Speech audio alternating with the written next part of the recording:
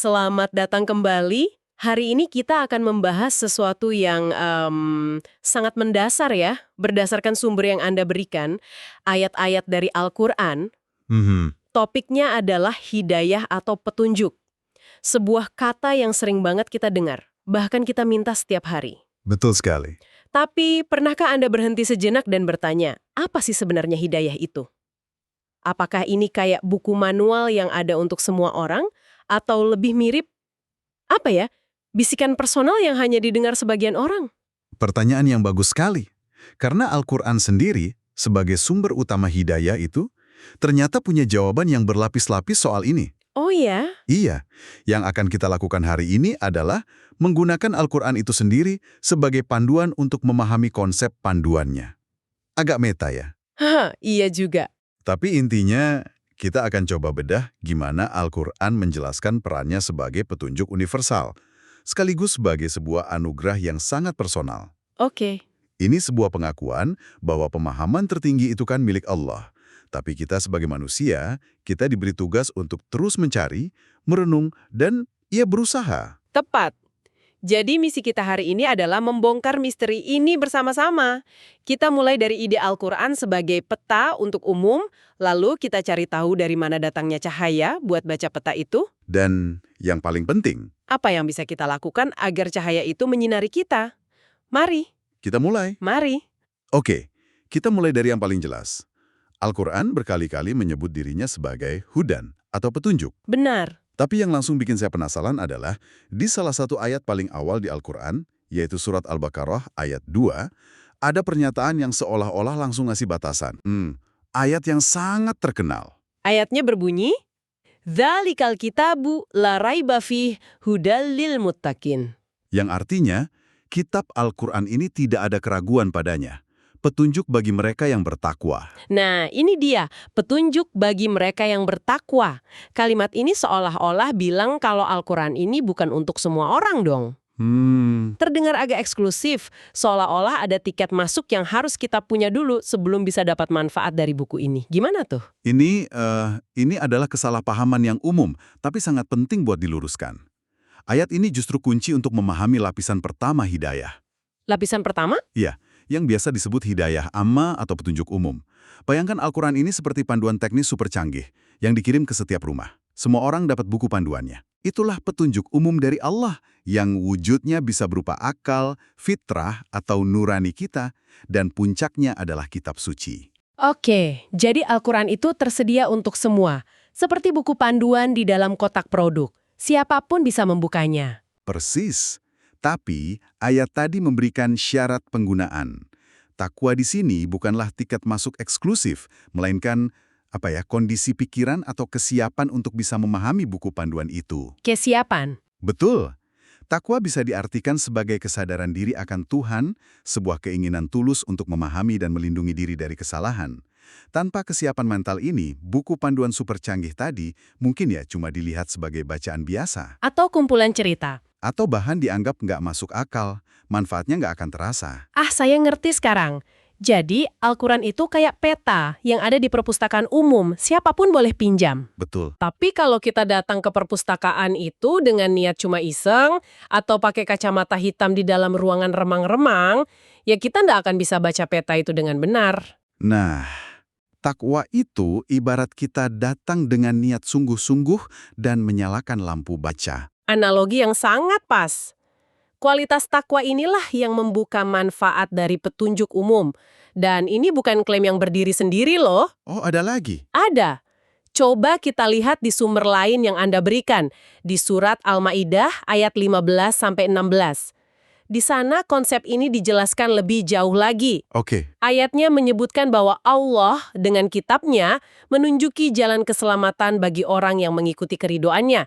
Saya kutip penggalan penting dari ayat 16. Silahkan. Yahdi bihillahul manittaba'a ridwanahu subulas salami wa yukhrijuhum minadh-dhulumati ilan nuri biiznihi wa yahdihim ila siratim mustaqim. Perhatikan frasa kuncinya. Yang mana? Orang-orang yang mengikuti keridoannya. Ini adalah tindakan aktif. Ada inisiatif dari manusia. Petunjuk umum itu sudah tersedia.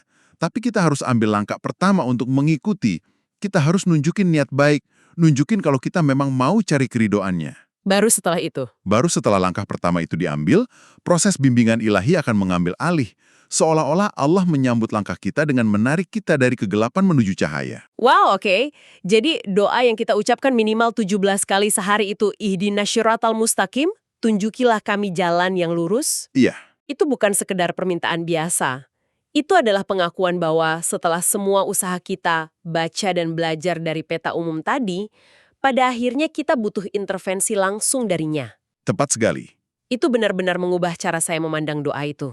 Permintaan dalam surat Al-Fatihah itu adalah jantung dari konsep kedua, Konsep kedua. yaitu hidayah khossah, atau petunjuk khusus.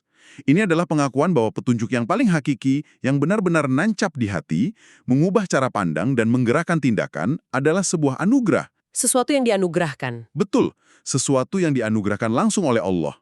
Kita bisa belajar filsafat, baca tafsir setebal apapun, tapi pada akhirnya kita tetap harus menengadahkan tangan dan memohon dengan rendah hati, "Ya Allah, tunjukilah aku." Ini seperti bedanya antara tahu secara teori kalau olahraga itu sehat dengan benar-benar merasakan energi dan semangat buat bangun pagi dan lari.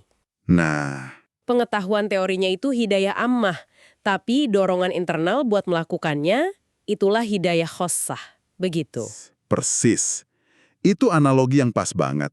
Itu adalah anugerah di mana Allah membuka hati seseorang untuk menerima kebenaran, menanamkan keyakinan, dan memberikan taufik atau kekuatan untuk mengamalkannya. Dan ini, Ini adalah ranah kehendak mutlak Allah. Dan Al-Quran sangat jelas soal ini. Ada satu ayat di surat Yunus yang luar biasa indahnya, karena merangkum kedua jenis hidayah ini dalam satu tarikan napas. ayat yang mana itu? Surat Yunus, ayat 25. Bunyinya, Wallahu yad'u ila daris salam, wa yahdi man yasha'u ila siratim mustaqim. Yang artinya, Allah menyeru manusia ke Darussalam, surga, dan menunjuki orang yang dikehendakinya kepada jalan yang lurus. Lihat betapa indahnya dualitas dalam ayat ini. Maksudnya? Bagian pertama, Allah menyeru ke Darussalam ini adalah ajakan umum, seruan universal, hidayah ammah, pintu terbuka untuk semua. Oke. Tapi bagian kedua melanjutkan dan menunjuki orang yang Dia kehendaki. Nah, ini bimbingan personal, anugerah pilihan, hidayah khossah. Tunggu dulu. Ini terdengar sedikit paradoks. Di satu sisi, Allah memanggil semua orang. Tapi di sisi lain, Dia hanya menunjuki siapa yang Dia kehendaki. Benar. Bagaimana kita mendamaikan dua ide ini? Rasanya seperti ada kontradiksi di sana, dan saya yakin Anda juga mungkin merasakannya. Pertanyaan yang sangat penting. Kunci untuk mendamaikannya adalah dengan melihatnya sebagai sebuah proses, bukan dua hal yang terpisah. Sebuah proses. Ya, seruan umum itu adalah ujian bagi ikhtiar dan ketulusan kita. Apakah kita menjawab panggilan itu? Apakah kita setidaknya mencoba berjalan ke arah suara panggilan itu? Oke, jadi bimbingan personalnya. Bimbingan personal adalah jawaban atau hasil bagi mereka yang, dengan segala keterbatasannya, berusaha menjawab panggilan umum tersebut. Jadi, kehendak Allah untuk memberi petunjuk khusus itu bukan acak, melainkan selaras dengan respons kita terhadap petunjuk umumnya. Oke, ini yang bikin saya makin penasaran. Kalau hidayah khusus ini adalah anugerah yang datangnya selaras dengan respons kita, berarti peran kita sangat krusial, kan? Sangat. Apa yang bisa kita lakukan untuk ibaratnya memperkuat sinyal agar kita lebih mudah menerima anugerah itu? Dan sebaliknya, apa saja sih hal-hal yang bisa membuat sinyalnya hilang atau terganggu? Tepat sekali. Al-Quran menjawabnya dengan sangat rinci. Meskipun hidayah personal itu hak prerogatif Allah, tindakan, sikap, dan terutama kondisi hati kita itu sangat berpengaruh.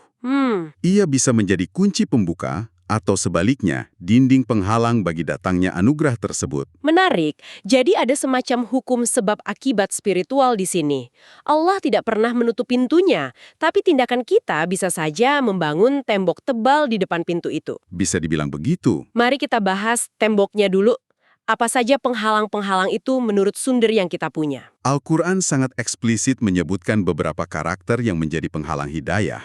Menariknya, kalau kita perhatikan polanya, semua karakter ini punya satu benang merah. Apa itu? Penolakan terhadap realitas.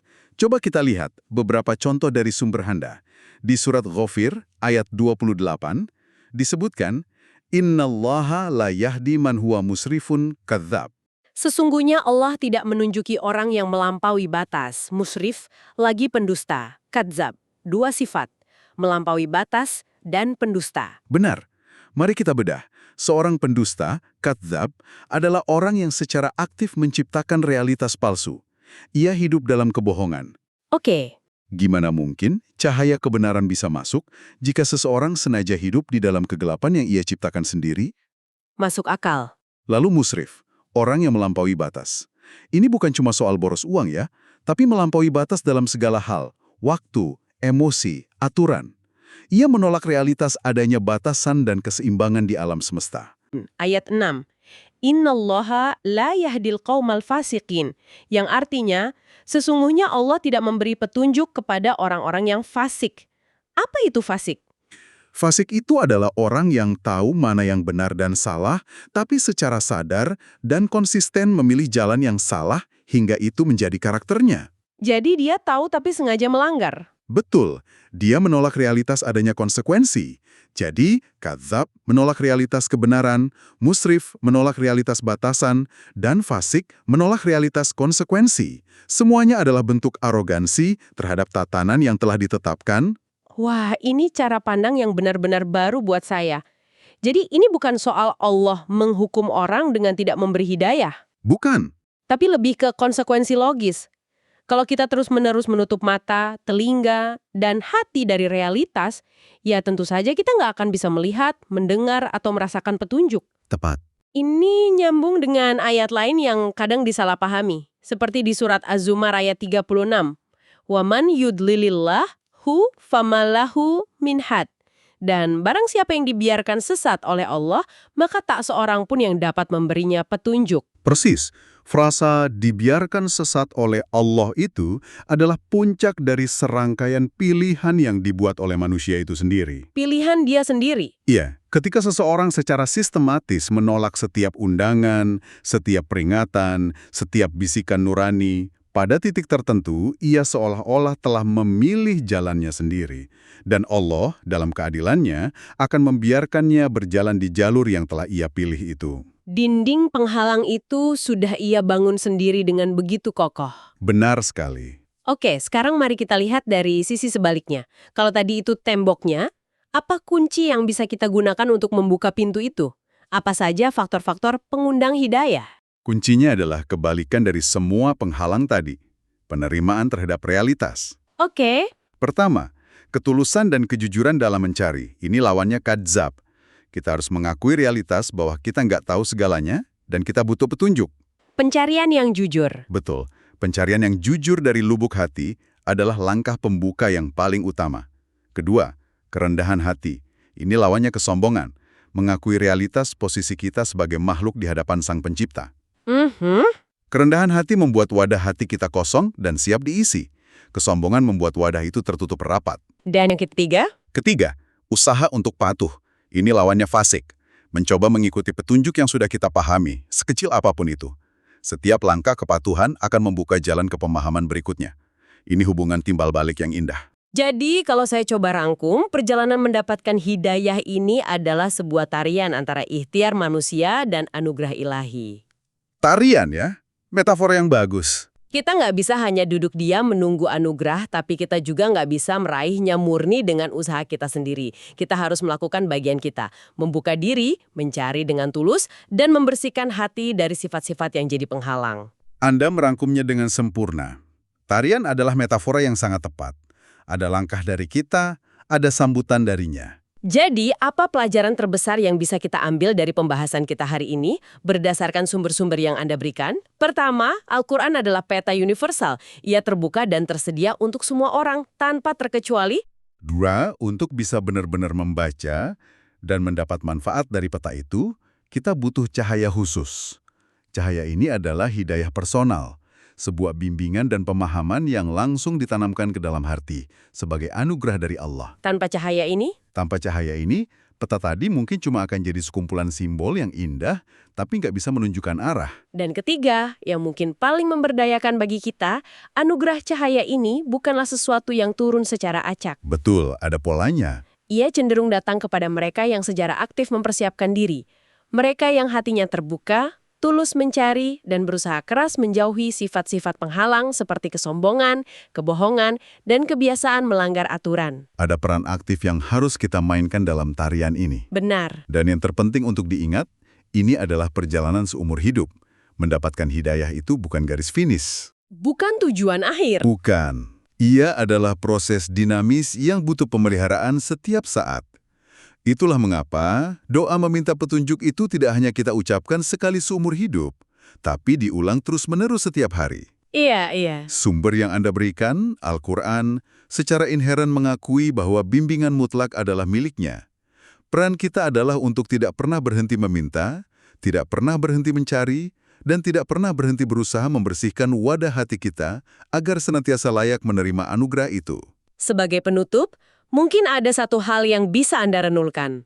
Jika doa inti kita setiap hari adalah Ihdinas Shiratal Mustaqim, sebuah permohonan untuk mendapatkan anugerah hidayah personal, pertanyaannya adalah, apa satu hal kecil yang bisa kita lakukan hari ini dalam pikiran, hati, atau tindakan kita untuk membuktikan kepadanya bahwa kita benar-benar serius dengan permintaan itu?